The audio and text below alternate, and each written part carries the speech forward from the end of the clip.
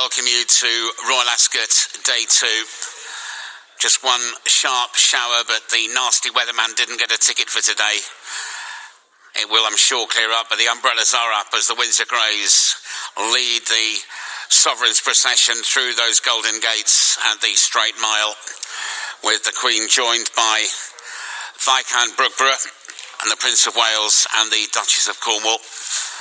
Viscount Brookborough, who is actually the Lord Lieutenant of County Fermanagh, and is Lord-in-Waiting to Her Majesty, and has been in Windsor because he was involved in the Garter service and ceremony that took place on Monday, the Order of Chivalry, Honi soit qui mal y pense being their motto, and of course the membership is in the personal gift of Her Majesty.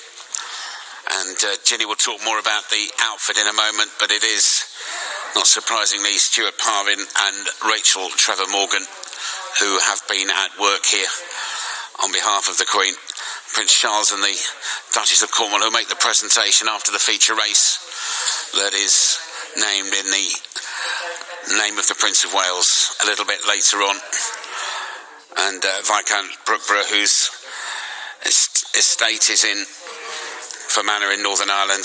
It's the Colebrook estate, and here as a guest of Her Majesty. And good to see that the Duchess has put the umbrella down, suggesting that the weather is turning a positive spiel, although I have talked too soon again by the looks of it.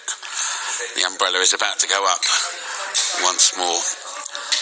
The Windsor Greys leading the carriage procession as usual. These landauers that are used on all state occasions in Windsor, and of course were used for the recent royal weddings of Harry and Meghan, and also of Princess Eugenie and Jack Brooksbank.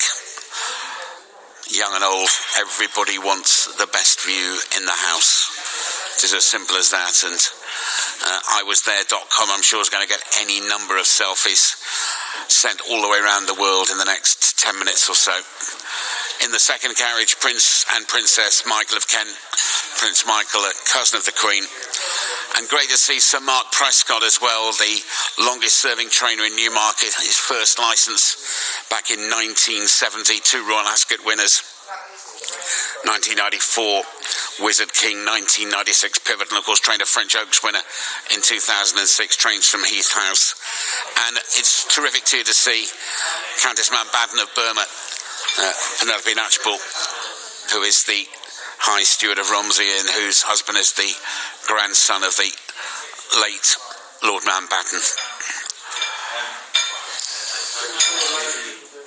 Great to see them in this procession. Starts at Windsor by car, goes down the long walk, and then they change into these landauers that take them the last little bit, and then that right-handed turn. Sir Mark, as I mentioned, 1970 he had his first trainer's licence, and then 24 years later his first Royal Ascot winner. In the third carriage, we have the Master of Horse, Lord de Morley, former government minister, with his wife Lucinda, and also Viscountess Janet Brookborough and Lieutenant Colonel Charles Richards as well, who is the Deputy Master of the House for Her Majesty and her equerry. And enjoying the chance to ride in style. A man who does so much work behind the scenes, particularly when the Royal Court is at Windsor.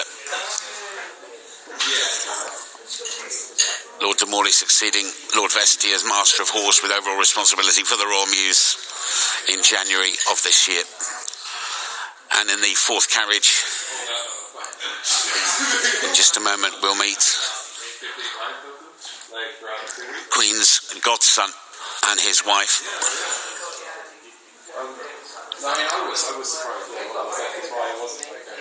Charlie Butter and his wife Agnieszka, who is Polish, alongside Dame Annabel Whitehead, who is the lady in waiting, and nearest and the far side, as we look at them, is Matt McGee, the new Deputy Private Secretary to Her Majesty.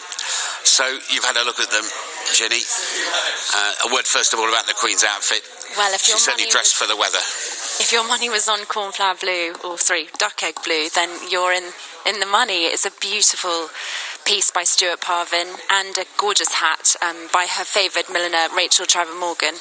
We're told it's a silk tweed barrette fabric and gorgeous flecks that obviously we'll see more in the parade ring. Gorgeous flecks of blue, lavender, ivory and that lovely cornflower blue in her hat.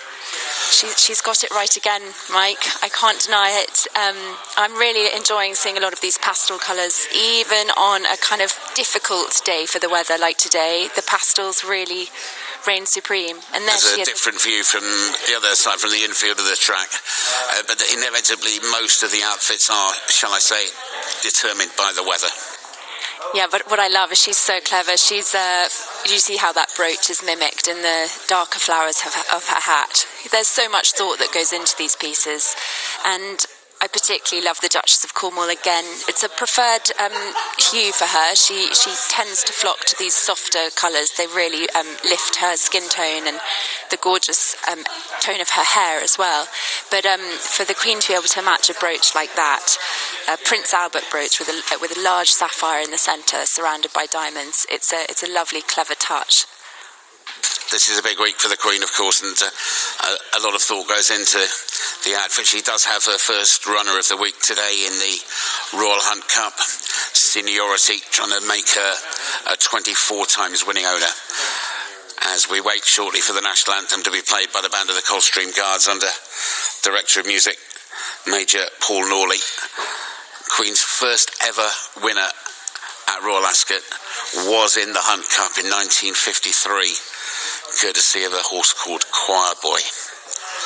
Great scenes and not a spot of rain to spoil the Sovereign's parade.